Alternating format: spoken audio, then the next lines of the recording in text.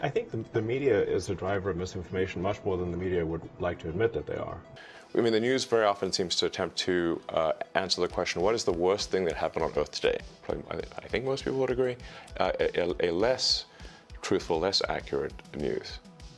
Elon Musk has always had strong opinions on free speech, and he stood up to this reporter with no sign of backing down. Let's see what the billionaire has to say about the issue. Musk on free speech. Back in March 2022, Tesla CEO Elon Musk floated the idea of creating an alternative to Twitter after giving serious thought to how the microblogging site was undermining democracy.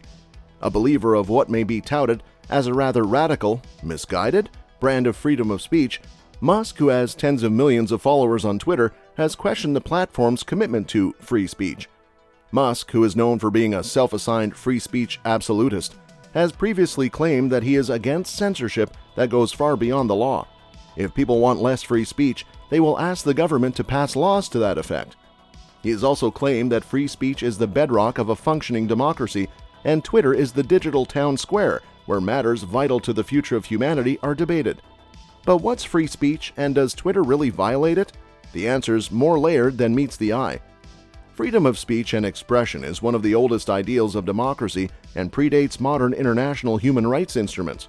One of the first mentions of the concept of freedom of speech and expression can be seen in the Athenian discourse of democracy dating back to 5th and 6th century Greece. Today, the right to freedom of expression has been recognized as a human right by the Universal Declaration of Human Rights and the International Human Rights Law of the United Nations. But what really is freedom of speech and expression, and how free is too free? Does an individual have the right to express everything that they feel or want to, meaning absolute freedom? Or are there certain checks in place on what a person is legally free to express? While freedom of speech and expression is a fundamental and constitutionally or legally protected right in several countries, most nations have put the freedom under the relative context of the harm principle, meaning a person is free to speak their mind as long as it doesn't harm the rights and liberties of another person. The other factor deciding what falls under the realm of free speech is the hurt sentiments principle. States often project that anything that hurts sentiments may result in harm or disorder and can thus be censored. Now, with Musk potentially intending to remove all restraints from what a person can or cannot say on Twitter, the impact of Musk's takeover of Twitter may not just be limited to free speech. In keeping with his maximalist views on free speech, the tech billionaire has been critical of the permanent suspension that the social media platform co-founded by Jack Dorsey implemented on the accounts of certain users, like former U.S. President Donald Trump, who was banned by Twitter for violating its guidelines regarding fake news and hate speech or inciting content. While this sounds like technical jargon, there is a sharp political angle to it. Changing Twitter software as such an algorithmic level would basically reveal the true role of computers and algorithms in policing social content. Right-wing, alt-right, and conservative social media users in countries like the US, for instance, repeatedly claim that the Twitter algorithm is biased against them. Musk versus BBC reporter. In this interview, the BBC reporter asks Musk why he decides to make the inflammatory tweets and responses on Twitter the way he does. I think the media is a driver of misinformation much more than the media would like to admit that they are. When he knows that this will cause a huge amount of controversy. When he knows that people will not agree with him, including his customer base of Tesla consumers and Tesla influencers, as well as their investors. The reporter believes that Musk can simply talk about certain issues with his family and friends. Why become a lightning rod of criticism and open himself as well as his major company up to unnecessary issues and controversies? After all, it is a reasonable question. Does Musk simply enjoy watching people get angry and go after him? Or is there another reason he simply goes off with these inflammatory remarks? Well, the issue goes right back to what we have already talked about, free speech. Musk will say what he wants to say. He does not care what anyone else has to say about his opinions. He has a backbone, and he will stick to his opinions no matter what, even if it means losing money and losing investors. Free speech on Twitter. With such strong opinions on free speech, we all knew Twitter would be different once Musk bought it. For one, the billionaire may bring back the accounts of beleaguered users like Trump and others who had been banned for posting violative content.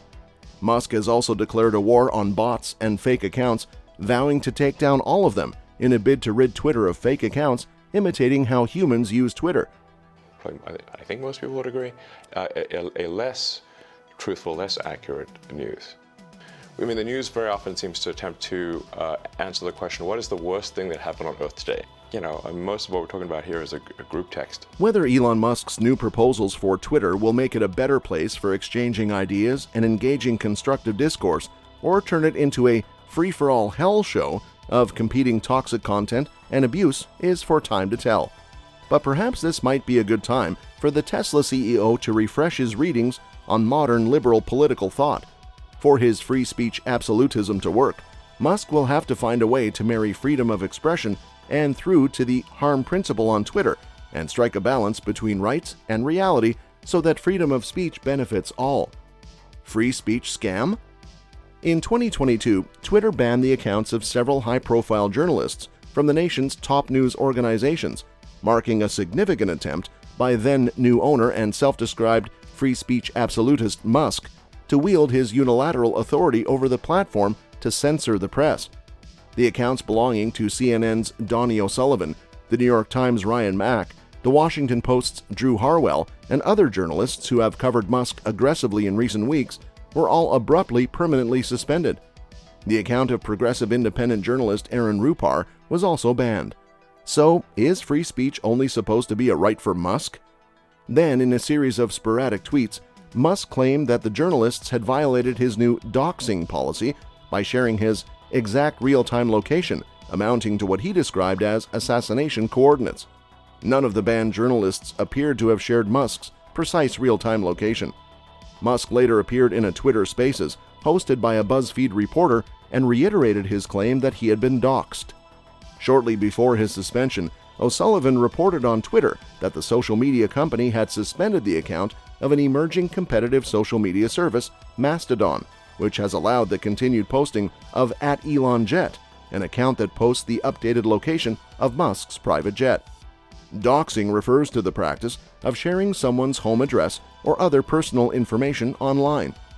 The banned account had instead used publicly available flight data, which remain online and accessible to track Musk's jet.